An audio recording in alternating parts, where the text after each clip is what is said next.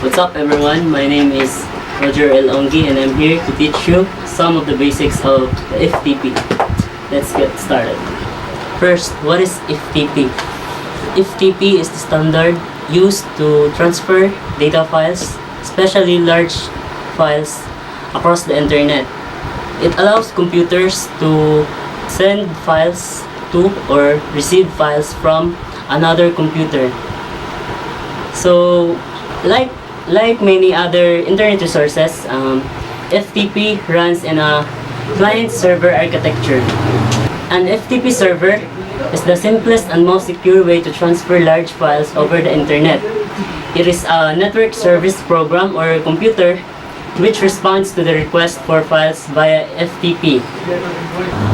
While an FTP client is a program or software that is designed to move files back and forth between computers which are both connected to the internet. So on the FTP process, the FTP client-server architecture, the user runs client software to connect to a server on the internet. While on the FTP server, a program called a daemon, not that one, this one, a daemon that allows the user to download and upload files.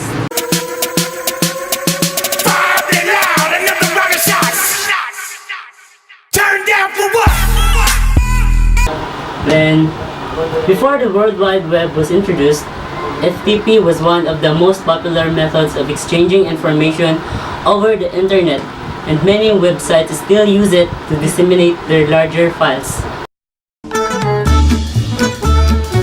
First, let's talk about FileZilla.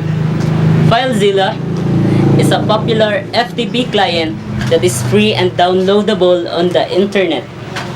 Next is FireFTP. FireFTP is a plugin of the Firefox web browser. Next is Dreamweaver. It is a page layout design program that includes FTP access as one of its many features. So there are two types of channels and an FTP model. No, not that one again. Yeah, that one. There are two types of channels and an FTP model. First is the control channel. It is the channel for commands. Second is the data channel. It is the channel for data. There are two types of FTP connections.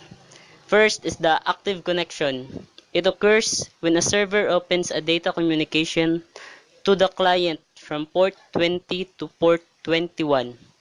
The server responds and sends the files requested by the client.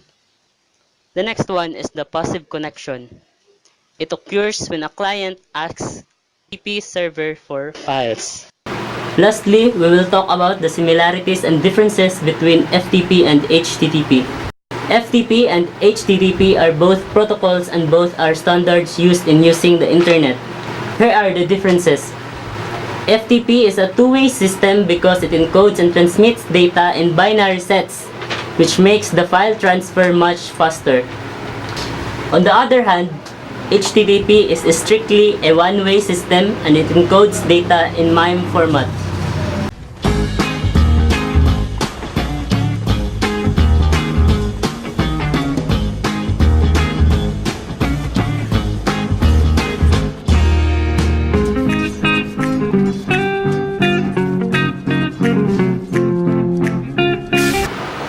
So that's it. Thanks guys for watching and I hope you will all love it. And these are my assistants. See you. Stars are rising, countless worlds colliding.